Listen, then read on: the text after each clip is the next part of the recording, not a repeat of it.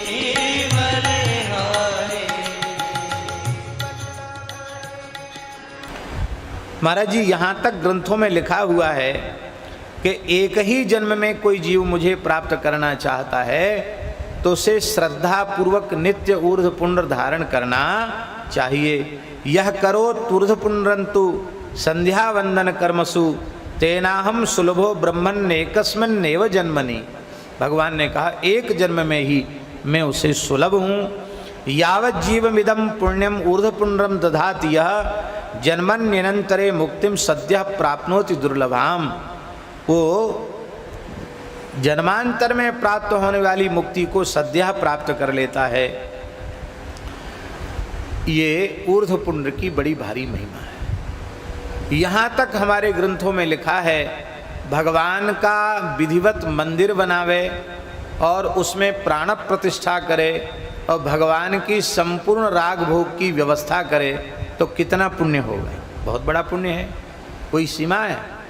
हम लोग जब भगवान के विग्रह की प्रतिष्ठा का संकल्प हाथ में लेते हैं तो ये विद्वान ब्राह्मण संकल्प हाथ में देते समय संकल्प में बोलते हैं 10 पूर्वान दशापरान 21 पुरुषान उद्धर्तु कामः अमुक देवस्य प्रतिष्ठा कर्माहं करिष्ये इत्यादि प्रकार का संकल्प बोला जाता है।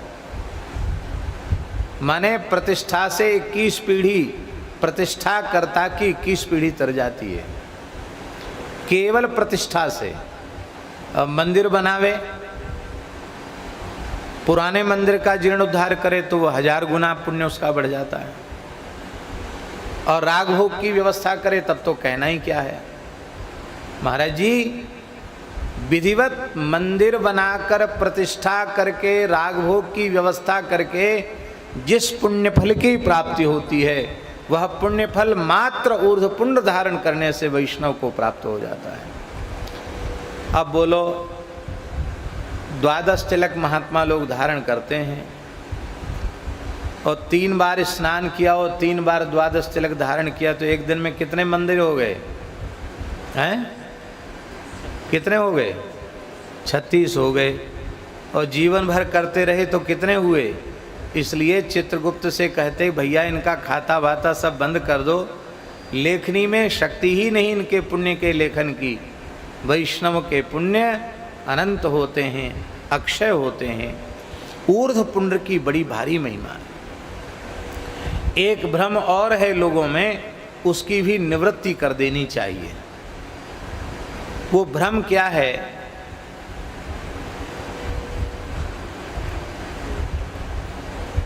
श्री किशोरी जी की जय हो। मिथिला के संत पूज्य श्री किशोरी शरण जी महाराज भी कृपा करके पधारे हैं सीतामढ़ी से।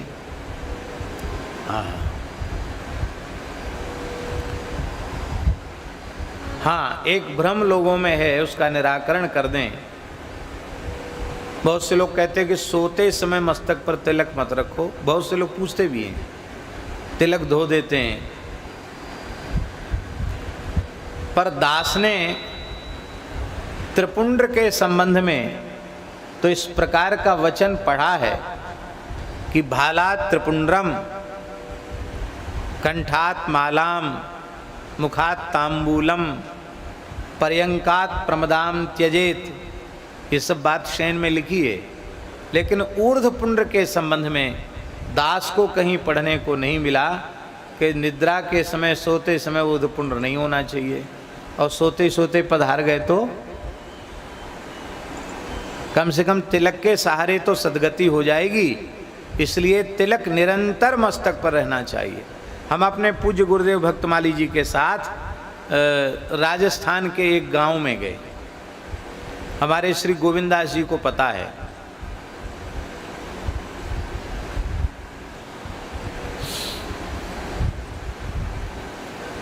अपना स्थान है ना, अपना स्थान है ना सामोद में। क्या नाम है स्थान का? खेड़ापति।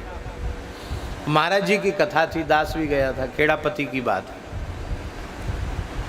तो रात्रि को लगभग 1:30 बजे हम लघुशंका के लिए उठे तो हमने देखा एक महात्मा तिलक लगा रहे हैं। तो हमने उनसे पूछा, उनकी महाराज अभी तो 1:30 बज रहा है, तिलक कैसे, स्नान कर लिया? बोले नहीं नहीं गुरु भाई, हम भी थोड़ी देर पहले उठे थे, अपने राम उठे थे, तो हम वो दर्पण लगा हुआ था, उसमें नज़र पड़ गई तो हमारा तिलक नहीं है। तो हमने कहा तिलक पधरा लें। हमने कहा क्यों? सवेरे स्नान करते तो लगा लेते, अभी इतनी रात को लगाने की क्या आवश्यकता है? बोले कोई गारंटी है कि सोते सोते नहीं मरेंगे? कितने सोते सोते पधार जाते तो बिना तिलक के सूना मत्था रहेगा तो पता नहीं कहाँ जाएंगे। तिलक रहेगा तो तिलक के नाते कम से कम ठाकुर जी की सन्निधि में तो पहुँचेंगे।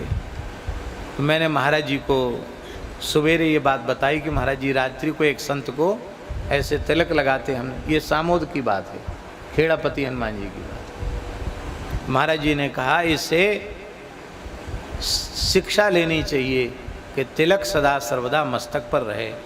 हम लोग तो एक बार तिलक पधरा लेते हैं तो जब तक फिर स्नान न करें तब तक तिलक मस्तक से जाता नहीं है, और स्नान के बाद भी तत्काल जल का तिलक आसन तक पहुंचने के पूर्व जल का ही तिलक धारण करना चाहिए, पर बिना तिलक के एक क्षण भी नहीं रहना चाहिए।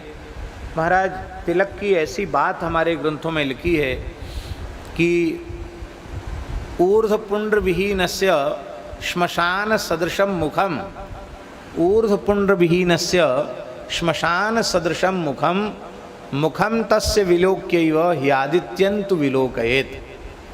जिसके मस्तक पर ऊर्ध्वपुंड्र तिलक नहीं है, श्मशान के समान उसका मस्तक है। बिना तिलक वाला मस्तक दिख जाए तो सूर्य भगवान का दर्शन करके पाप का प्रायश्चित करना चाहिए। सूर्य नारायण दर्शन का प्रायश्चित लिखा है, सूर्य भगवान का दर्शन करके उस दोष का परिहार करना चाहिए। तो